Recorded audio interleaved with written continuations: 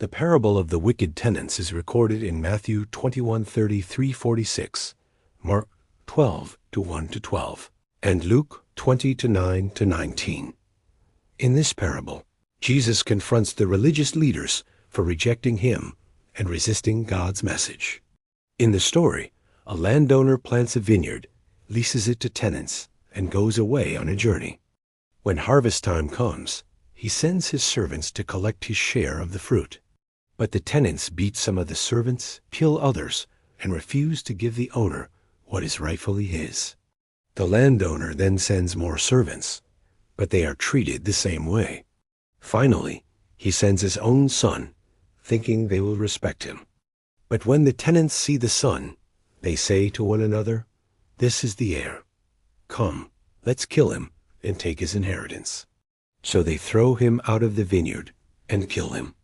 Jesus then asks his listeners what the owner of the vineyard will do. They answer that he will bring those wicked tenants to a miserable end and lease the vineyard to others who will give him the fruit in its season. Jesus follows with a quotation from Scripture. The stone the builders rejected has become the cornerstone. He makes it clear that this refers to himself. Though rejected by men, he is the one chosen by God to be the foundation of his kingdom.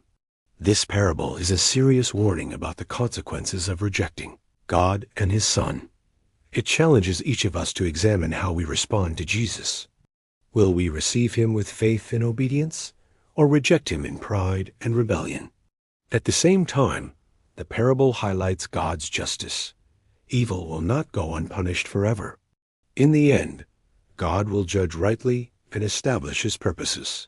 The parable of the wicked tenants reminds us that God calls his people to live faithfully, bear spiritual fruit, and reflect his goodness.